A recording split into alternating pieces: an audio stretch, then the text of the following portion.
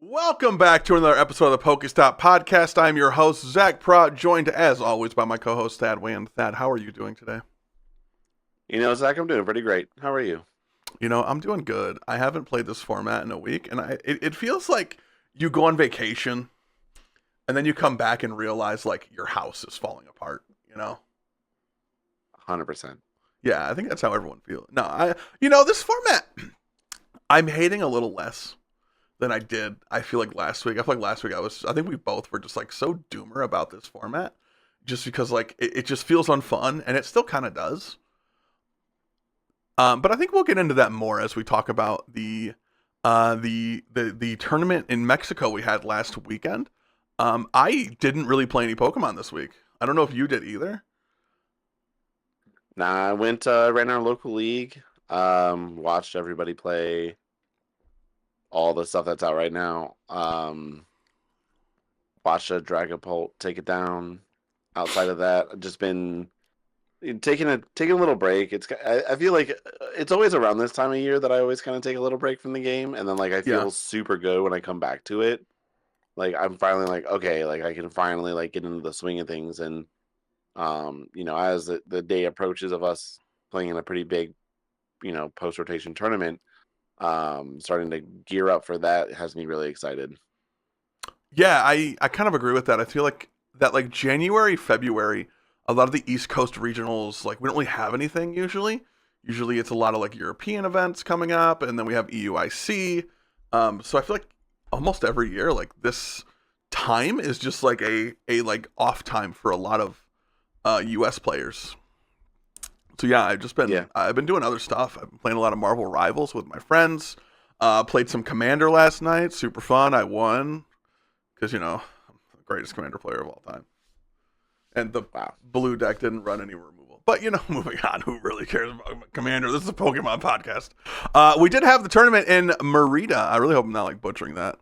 I think it's actually Merida. Maybe. I know there's an accent over the E. I don't know how to enunciate that correctly, but we did have a name we all know do a little bit of a thing at this tournament. Azul Garcia Griego, Azul GG, winning the regional with a deck he built on stream. Plot armor is so thick with that dude. It just feels like Michael Jordan's flu game at this point. Like, it doesn't matter what you make him do, he's just gonna win the event. And it's kind of crazy that like a guy who pays attention to the game but doesn't really play the game at like the high level can just walk into a regional with, albeit 1,100 people, but like, let's also remember, pre-COVID, 1,100 people at a regional was a big deal. Like, I think like a lot of people, especially a lot of newer players, people who like don't remember the pre-COVID events. Like I remember my first regional was Roanoke, Virginia in 2017, and there were 800 people. And that was, at that time, that was considered a well-attended event. Yeah, I don't think NEIC hit those numbers until like literally 2019. Yeah, I think the 2018 NAIC, if I remember correctly, it had 1,400, I think. Yeah. It might have been 12, because I remember it was such a big event that they had to split the Masters into 2 pods. So you had like Pod A and Pod B going at the same time, but it was also really weird because you'd have to pay attention for your announcements, because they'd call rounds when you're like 10 minutes in, and people would like freak out. But yeah, now we have 2,400 person regionals, and it's not even a big deal. Yeah, it's like it's every insane. other day. Yeah, it's absolutely crazy. So this event did have a lot of Miraidon doing well. In the top 8, we had 4 Miraidon decks. We only had 1 Dragapult, which that was a little surprising to me. I thought Dragapult would have a better showing. I think it is an important context note to put that the asymmetrical cut was 14 decks. And of the 14, 5 of them were Dragapult. It's just 9 through 12 are all Dragapult. So like looking at that understanding is kind of crazy to see such a block of just Dragapult decks. Only one Gardevoir. Is that surprising to you? No, not so much. I mean, I feel like Guardy gets a little bit bodied out of the matchup with Dragapult, depending on who Badoo's first. Sure. But I mean, outside of that, I mean I'm not super surprised. Guardy's a slow deck. You got to be like, I'll say this on repeat: you have to play at 2x speed or regional if you're playing Guardy. Yeah, for sure. Yeah, and I think it's very telling that of the top of the top 16 players to get in the top 16 with Guardy, we had Cal Connor, won a regional before. Michael Davidson, a very good player.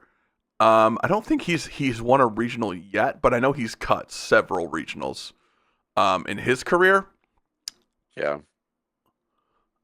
No, I think he runnered up to he got second Halo. in Louisville. Yeah. He lost to Gedimer's Bolt. Yeah, but just again, a very accomplished player. Just people who have done very well with these regionals. The other player being Jack Moore, who does have a lot of finishes. He top 16 this event. He did top 64 in Toronto, top 64 in Louisville, top 128 in Baltimore, and did get 34th at the World Championship. So again, very good players, people who are probably accustomed to playing at that very fast pace and understanding they might just need to win game one, depending on the matchup and the player across from you. Very accomplished players play the deck, and I mean they know how to play at the right speed at the right time. Yeah, for sure. In second place, though, Thad, I don't know if this deck's real. I don't think it's real. I'm going to be honest. I think it's a fraudulent deck played by a person who has played this deck since the dawn of time at this point. Mauricio Patino, who is played Gouging Fire. Didn't see that one coming. No, and I mean, like, I'm pretty sure they're a pretty, they've been on like the Gouging Fire train, I think, since like LAIC this past year. So they have played the first regional. So their entire profile on Limitless is all Gouging Fire. I'm not surprised. The first regional they made a day 2 was Louisville with Gouging Fire, Sacramento, and then this regional as well, which is honestly really cool. Like, I love that. I love people grinding the same deck for months at a time, finally getting like those big finishes. I think it's absolutely amazing. Just a deck that, and I remember there was actually on Sunday, there was like a thing going around on Twitter where he added Azul like in like December, saying the deck was real, and Azul said no, it's not. Yeah, I thought that was crazy. I thought that was so good. That made me laugh so hard because Azul's not like, I feel like Azul's not a guy who like chirps at people on Twitter a lot. No. Like at this point in his career, like why would he? Like what does he have to gain from like chirping with random people on Twitter outside of I'm bored? Exactly. Just looking at the standings here though, we had a couple interesting finishes here. We had Andrew Hedrick playing Lost Box. This was the only Lost Box that made day 2, shockingly enough. Somehow that is a thing. But he didn't play the what's that new card? What am I thinking of? Badoo? Nope. Bro, I'm actually blanking on this. Regigigas. Oh my god, I'm gonna get roasted for that one. Yeah, he did not play the Regigigas, which kind of surprising to me. I feel like it just kind of wins you Charizard. And it kind of wins you Dragapult, which, like, I don't know, Dragapult might be okay in this format. Was he playing Iron Hands? Yes. It's a tough energy commitment. I mean, 4 energy on 2 different Pokemon is really tough. Yeah. I mean, I guess like you're not really getting there any other way other than your Mirage Gates, and if you like, that's all 4 Mirage Gates have to go to those 2 attackers. That's fair. That is actually really fair. And I think Greninja can kind of do the hands better, if that makes sense. Like, I think being able to 92 Pokemon is better than 120 getting 1 Pokemon for 2 prizes. And it also only requires the one Mirage Gate if you can get the water attachment. And he ran 3 water. Yeah, I mean, I So feel like like that's for me, like Iron Hands is like tough to play in most decks because it's just like it's just a liability. It's a really hard to power up liability. for sure. The only real deck to me that it really functions well in is Lugia because you have to respect it, and if you don't, you just keep losing to it. And if you Yeah. do respect it, you're only taking one prize. Yeah. The other kind of surprising thing for me, at least, was not a lot of Lugia at the top. The best placing Lugia was just outside of top 16 and 17th place. I thought this deck would do a lot better. I think just the fact that there was so much Maridon, you just really can punish the Lugia players unless they just have an absolutely insane setup. I mean, what are your thoughts on the Maridon matchup? You're the in-house Lugia stan. It's a bad matchup. uh, you win by you starting really hot and them starting really cold, and that Okay. is your win condition. I mean, like that's just the way it is. Yeah. You can throw the price trade off at some point with Legacy. Um, you don't want to burn it early. You can always Mhm. like if they leave a Magnemite down on the bench, you can chase it with Iron Hands, but like that's tough. It's a tough matchup. Sure. Yeah, that's how I feel like you're just weak to lightning. So like you being above the 220 kind of hit parameters that Maridon usually has to live in, outside of like one Raichu they can do, like they just don't care. Like they're just like, Well, okay, they can take 2 knockouts to win the game. yeah, for sure. The Iron Hands does 240. So like, Yeah, Lugia Luminion game. yeah, literally. And I feel like that deck at some point is going to have to drop a Luminion just because you're going to whiff a supporter. Just finding it. Yeah, That's why my biggest issue with the deck has always been just like not only its consistency, but just the ability, the fact that you're required to live off of gift energy. I've never liked. I've always just felt was so sketchy. it's like And for me, I like it because it's like a bait. You're just like, oh, I don't know, maybe I don't have it, maybe I do. yeah, Are you gonna I attack just this hate gift it. energy or not? Yeah, and it's like I always try to gust around it just to make you have it, or then I Yeah. force you to like bench the Luminion. But yeah, Hmm. it is such a weird matchup. The other thing that was really surprising to me, well, actually, two more things on this. First, we had Pablo Meza at his first regional, and who knows how long. Yeah. Playing a deck, I don't think anyone anticipated. Um, someone like Pablo Meza playing. He played Pidgeot Control. That's actually kind Uh, of crazy. I didn't notice that. yeah, he played Pidgeot Control. I believe he got the list from Blitzel. I think that's what I saw. This was his first regional finish uh, in about a year. He went to Vancouver last year and got top 64 with Roaring Moon. But he has 2 regional finishes in the last 12 months. I mean, he doesn't play that much anymore. He Now that doesn't. he's And like, yeah, I think he does a lot of casting and he does a great job casting, honestly. I think he's great. I think he has good insight about the game. But tape yeah, him on not a YouTube. yeah, literally, yeah. He does good content. Good, definitely a good subscribe. Honestly, for sure, always does good content. The other thing that surprised me, I don't know if you know this, Dad. I like Raging Bolt.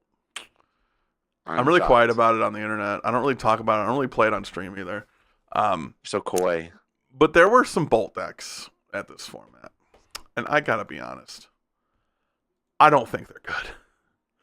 I'm just not a fan of Crispin in the deck. I think I'm sacrificing consistency because I'm scared of Badu. And I don't know. Maybe these guys testing, like all these people playing Bolt with Crispins at this tournament, like maybe they all saw that and went, I need all these different things. There was even one that ran a penny. And I think you just play the deck for consistency and just like Yeah. trust your deck to be there when it needs to be there. Well, I think you do one of two things. You play for aggression or you play for consistency. You don't play for you don't tech it's not a techie deck. It's not a toolbox. Yeah, for sure. Yeah. It does one thing really fucking well.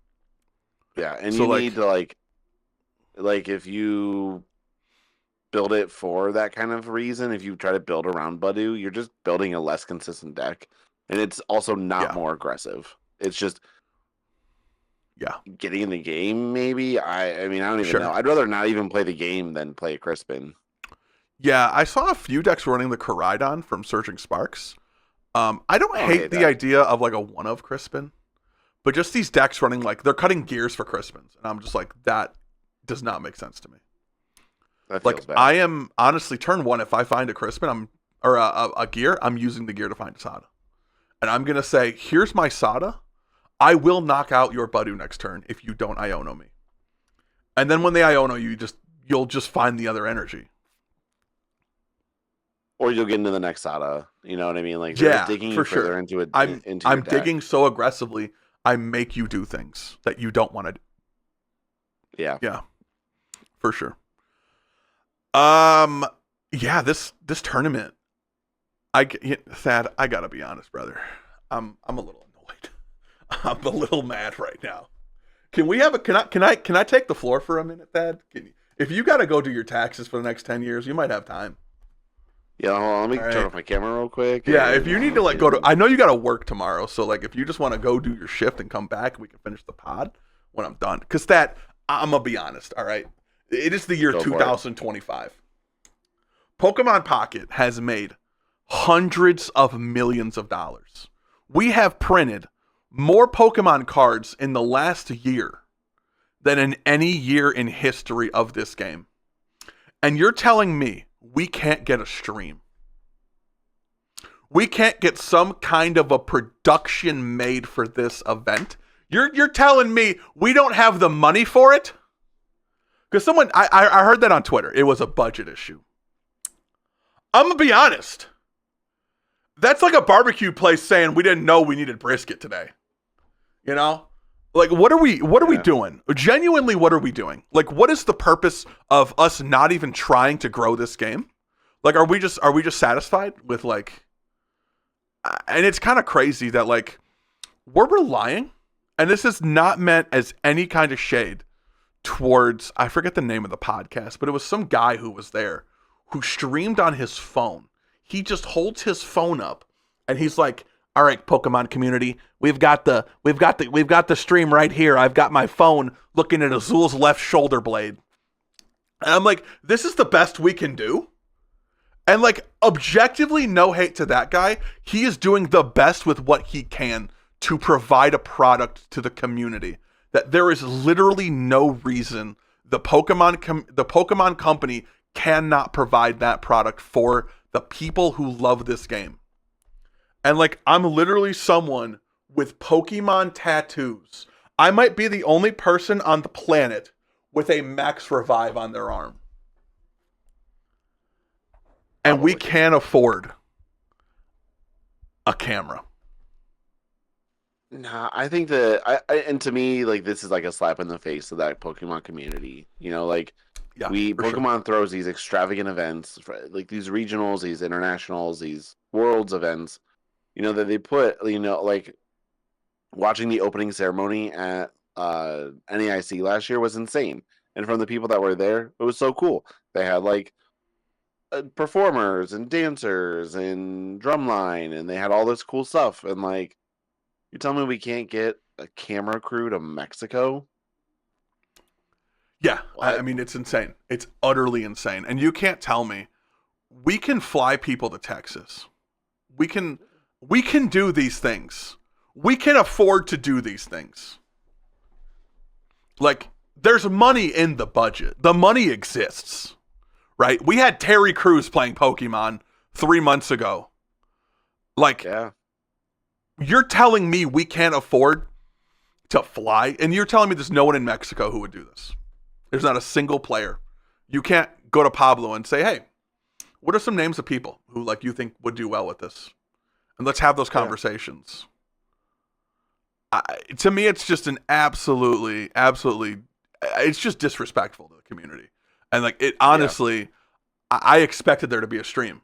like I understand like maybe special events in these other regions are really hard to get people out to, and there's travel, there's visas, there's all these different things that go into it, and maybe the event locations themselves just don't have the infrastructure to support this.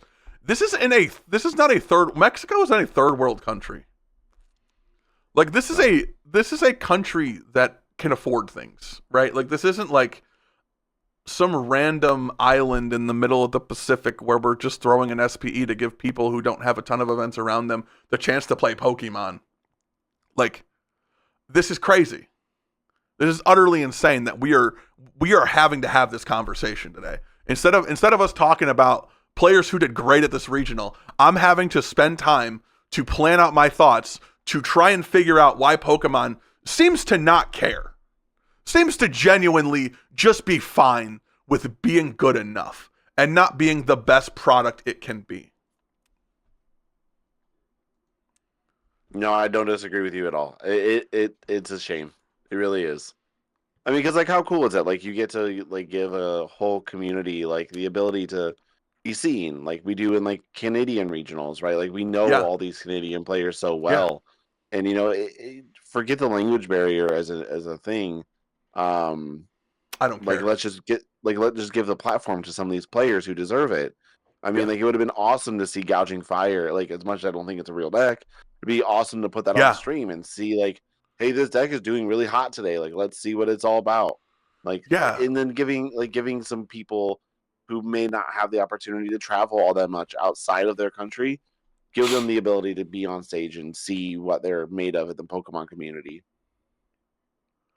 I 100% agree with that. Yeah, I think that's absolutely correct. I think it's insane. I remember like neither of us, because we were both in Texas for the regional, but I remember people on Twitter talking about how great like Blitzel's interviews were, and like this guy showed real passion and like was so insightful about his deck, and like I feel like it's such a missed opportunity for a guy like Mauricio to not even get the chance to talk about this deck he has championed for months on Twitter and in the Pokemon community. To just not even get that chance and have to do that on Twitter is just so disrespectful to the players who spend, you know, if you don't fly, let's pretend you're lucky enough to live near these regionals. I know I've driven to 3 regionals this year. I drove to Baltimore, Louisville, and Toronto. I spent of my own money, probably between travel, lodging, the actual event, my own like sleeves, all these things I did for this event is probably around $400. And you as the Pokemon company, when you have at least 1,000 people spending $400 to $800, depending on if you were local or if you had to fly or however you had to get there, we can't spend money to showcase our community, which is objectively a really cool community. Yeah. I know, like, you know, in the current climate of things politically in the United States, there's a lot of disagreements about things, but I don't think anyone could disagree that like the Pokemon community is full of great individuals who do really cool stuff and are really nice people who just love Pokemon, that we can't even give them a stream to showcase their passion for something they truly love. Yeah, I think it's just an absolute, like I said, it's a slap in the face. Yeah, to me, it's a slap in the face. It's them saying, we don't care about you. You do not matter to us. So, yeah, I don't know. I hope they course correct on this. I hope that whatever regional special event they have in Mexico next, I really hope that there's a course correction on this and they actually do something. Yeah, and honestly, I think there's been enough internet backlash that maybe they will, but I hope so. Who knows? You know, I mean, we can ban players who say hateful things on the internet. Why can't we put together a crew to do a regional? I don't know. I do think end of season, I think we should do a podcast just talking about both of our experiences at regionals, just because I think between the two of us, we'll probably have gone to 7 or 8 different events. No, yeah, I think so too. Yeah, so I think it would honestly be a really good episode just to talk about our experiences and kind of pros and cons and what we hope they change moving forward, what we hope they keep moving forward, things like that. But season moving on. Recap. Yeah, for sure. I think season recap would be a really good episode. But moving on, we do have a tier list here from Justin Basil, our weekly Justin Basil update. This one doesn't have a ton of changes. We have Dragapult number 1, Guardy number 2, Miraidon number 3. Miraidon actually being kind of the only deck to make a huge jump here. It went from so far down the tier list you couldn't even find it. I believe it was number 12. Yeah. To number 3. Right. Which I think was people just not respecting Miraidon and understanding what an Iron Hand attack looks like. Yeah, and I think in such a Badu format, it just makes sense. Yeah, like I think it is objectively the best turbo deck in a vacuum. I'll still probably just play Bolt because I just love Bolt. It's my brained. It really is. I'm gonna be honest. Like I'll play online with like Miraidon, and I'll just be like, man, what if this was a Sada instead of an Arfin? But like I objectively can't hate on Miraidon. It earned its placement. Obviously, winning the regional, being half a top 8, all these different things, definitely deserves to be in that top 3. Fourth is Lugia. I think it's rough because I think there's just a lot of bad Lugia lists out there that kind of like water down Lugia's representation in the meta overall. I think the top 3 decks right now in the format are Dragapult, Miraidon, Lugia. Yeah, I mean, I can't disagree. I would maybe. I think we talked about this a little bit, but I wanted to really spike this here. I just don't think that Miraidon kind of has the legs. I think it's always a great deck it always wins the tournament after a new set comes out. It is one of those kind of decks where, like, in a format where people are kind of floundering a little bit, it performs well. Yeah. I believe it won Sacramento, which was the first regional Surging Sparks was legal. It won this. It won something else last year when a new set became legal. Mm-hmm. But this is like the 3rd time this has happened. But I think my top 3 would have to be Bolt, Guardy, Lugia. That's fair. I mean, I think that those Lugia's not 4 first because it's inconsistent. Yeah, I think if I were to like full out tier list it, I'd probably put Miraidon 1. I think just until you lose the regional, like you're king of the mountain this week, right? Then I think I would put Dragapult, and then Lugia, and then Gardevoir. I'm just not a believer in Gardevoir. I just don't think Gardevoir's that good. You just hate Gardevoir. I think it has a very high skill gap. I think it is a deck that you have to be very, very, very, very good. Like you have to be in that like top 1% of players to play Gardevoir at a high level. Yeah, I mean, like I was talking about earlier, like I think you just need to be like you need to know every in and out of every matchup because you need to play quick. Yeah. These I don't know what to Ultra Ball for, or like I don't know what Arvin should I grab, a Nest Ball, or should I grab a Super Rod? Like you need to know that before you even draw a card. Yeah, or else you're just trying to tie. 100%. But then kind of in the bottom 4, we have Archaludon, Snorlax, Pidgeot, and Charizard. Charizard did take a big drop. It went from 4th to 8th, which is a little surprising to me. Makes sense. At least to me it does. Explain that to me. I don't think you have a great Lugia matchup. I think that you're kind of naturally slow. Lugia just kind of bodies you with the Rat. If a Lugia can establish Rat Gigas, it's game. Yeah, I think the Regigigas really kind of flips that Charizard matchup a lot, especially if you can set up without having to like bench a ton of extra support EXs and Vs. Yeah.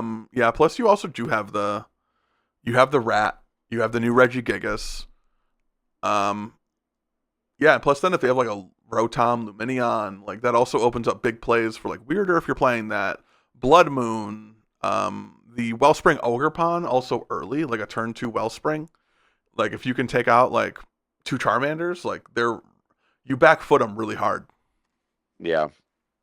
And that's sort of like why I think Lugia, like why I think Charizard's getting a little bit bodied right now. Yeah. Your Dragapult matchup is a little bit too slow. Dragapult, if they set up first, easily outpaces you. Yeah. And even if they don't set up first, they can still outpace you. They're arguably better at coming back from behind because they have abilities to take 4 prize turns Hmm. um, without very much setup, which is kind of nice. Yeah, for sure. Your Gardevoir matchup is still good, but like I don't like to play that matchup because I feel like you're gonna tie more than you're gonna win, just Yeah. by the nature of how slow the two decks are. Yeah, for sure. And then you get bodied by the controls. Yeah. Honestly, the one deck that I'm not surprised is kind of just falling off a cliff with Budu and also with like an increase in Dragapult. Roaring Moon has kind of just died. No, dude. Where is Reggie Drago? Where is Reggie Drago at? Brother.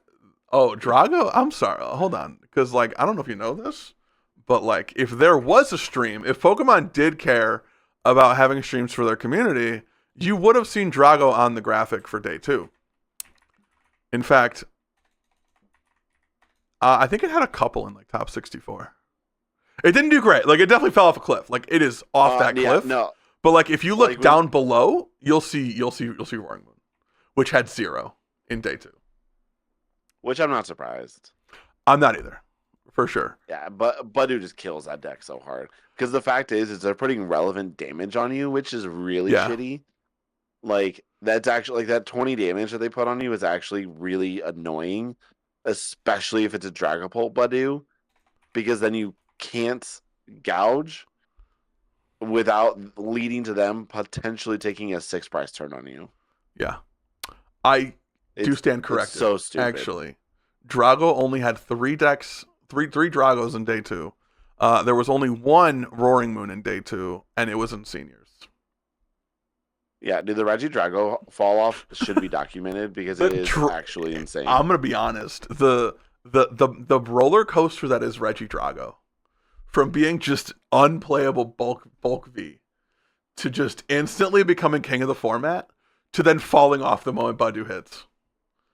It's legendary. It's truly legend.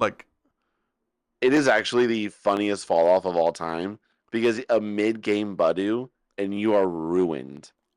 Like, literally ruined. Like, it's just so rough. At the beginning of the game, it's not too bad. You can eventually come back from it. Like, you have that potential. But, like, brother, you get hit with, like, a turn 4 Budu after you've burned all your resources. You're cooked. You need to E-switch to get an attack off. Oh, dude, it's so Budu. Yeah, like, it's insane. Yeah, you just Budu for game. Like, yeah, I'll just say itchy pollen for the next 20 minutes. You do what you need. You cope however you need to, brother. However you want to sign the slip, feel free. But like whenever you're ready. Like, it's right there. It's right there. See this bag? Just put them fries in there, brother. Just take the little paper cup from McDonald's. Drop it in there. Just go ahead and place that in the bag, and it'll be fine. Yeah, it's all good. You just have Lugia just emerging at all times as the superior VSAR format, like always. Oh my God! Stop! Don't get him going. I'm moving on.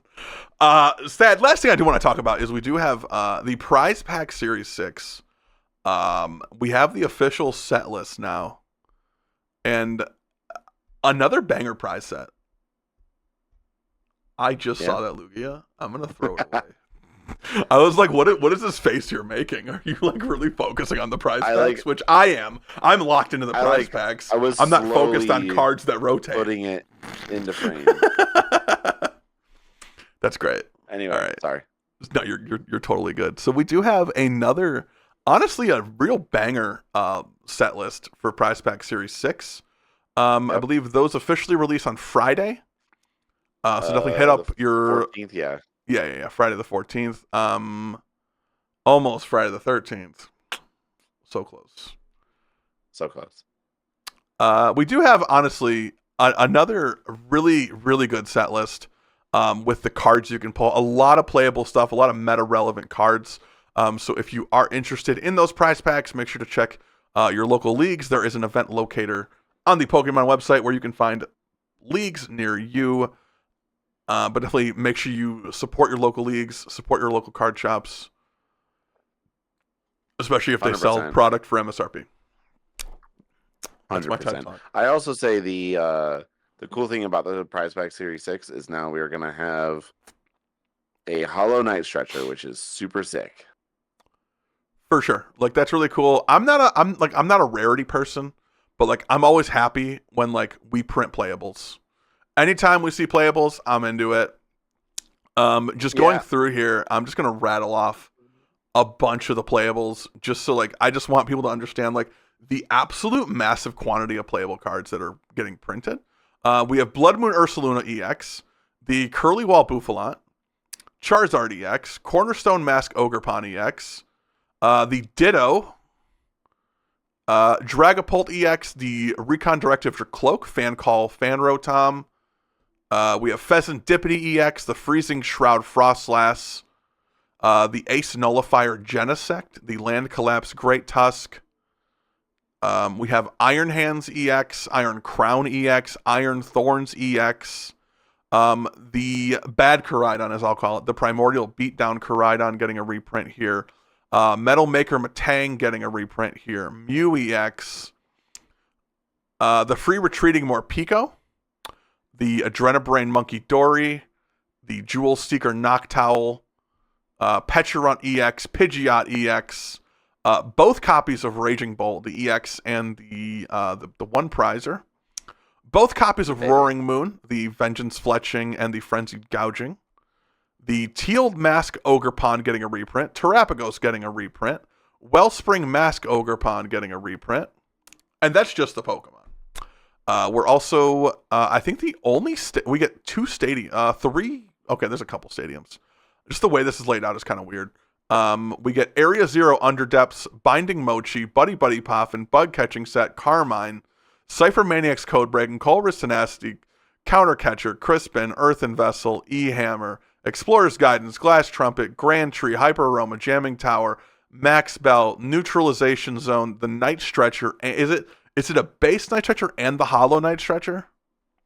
So if it has a red square next to it, that's a hollow version. Okay. Power Glass, which is even like something I've seen people talking about in the post-rotation world. Prime Catcher getting printed again in another prize pack. Professor Soda's Vitality, Professor Churro Scenario, Rescue Board, Scoop Up Cyclone, Sparkling Crystal, TM Evo and Devo, Turbo Energize, Techno Radar, Town Store, Unfair Stamp, the Legacy Energy, and there are all 8 basic energies with kind of a cool hollow pattern, which is really cool. And I didn't even read them all. That was just the ones that I thought were like meta relevant. The hits, yeah. Like, the new it's hollow crazy. energies are really cool because they're like the cracked crystal sort of hollow energy, but it has like the swirlies in it too. Yeah, I thought it was really cool. My only concern with it is I don't want it to look too busy. I don't think it does. That would be like my only concern with having like 2 separate kind of hollow patterns happening at the same time. But honestly, just that's insane. And there are a total of 94 cards. 87 if you don't include the basic energies. So a huge set list again. Yeah, no, it's exciting and should pull you out to go to your local league and get some prize packs, get some staples, hang out with your friends. For sure. And I'm just a fan of leagues in general. I just really, thank you. I just really enjoy playing in locals. And not even from like I'm gonna shit on these kids thing, but just like a getting out and playing Pokemon. And just like having those communities that you can play with and have a good time with. I think it's really cool. And I think it's really good for the game. It's very good. And just for comparison, Prize Pack Series 5 had 78 cards, not including. So it's a little bigger, but not that much bigger. It's got like an extra like 10%. It sets from what is it, through the Paradox, right? Through the Stellar Crown. I think you're right. Yeah. For sure. Yeah, I believe it's Paradox through Stellar Crown. I don't believe there's any more of the early Scarlet Violet stuff. I think it's anything that has the ancient or future tag on. Because I Okay. don't even believe there's Nest Balls and Ultra Balls anymore, correct? Am I right? Not in this. Yeah, Yeah. not in this list. So the first 4 sets have like sort of moved on. So if you want those first 4 sets of prize packs, you got to go to the 5. That's fine. Yeah, I think it's great. I think it's Whatever, a really cool I thing. mean, Yeah, I go support your local remember. shop. Yeah, for sure. I remember like XY Sun and Moon. When I had really seriously played in the past, we didn't have prize packs. You just got stores would be given promos, and the promos were very bad. Like they were just cards you wouldn't play. Like they were very very bulk cards. They were never really worth anything. I think like the best one we ever got was like a Pokegear, and that was for like going to cups. So you would get a Yeah. promo when you went to the cup, and that was like a big deal. Like That it was it. was You got like the cup really promo, bad. like Naganadel. Yeah, I have a ton of those. I probably have like 20 like Professor Elm's observations. Like cards that just aren't good. Like maybe like there was a couple that were like good in like the control decks at the time, but like for 90% of the players, it was just a wait. It was like, cool. I can't wait to use this. It will be so Cool. fun. Binder. Or at most, it's like not even that. You would literally. I remember people would leave their promos on the table. Or like, I don't even want this. That's insane. I don't even want to put this in my bag. Like, I don't. Do you? Or like, will anyone take this? Please take my promos. I don't want them. Yeah, so I think finally getting these prize packs. Those Pokegears are worth something. I sold my Pokegears, brother. Yeah, I actually sold mine before Baltimore, and it pretty much paid for the trip. It's insane. Yeah, it was kind of crazy. When I saw those for like, at the time, I think they were like 25. I was like, where's my bulk? I gotta find these things. Because I knew like at some point, like a Pokegear that's been reprinted so many times, like that'll be good. Yeah. But yeah, that is all we have for this week's episode of the PokeStop Podcast. I want to thank everyone for watching today's episode. Thank you so much. Make sure you check out all the socials down below. Thank you so much for watching, and we'll see y'all next week. Peace out. Later.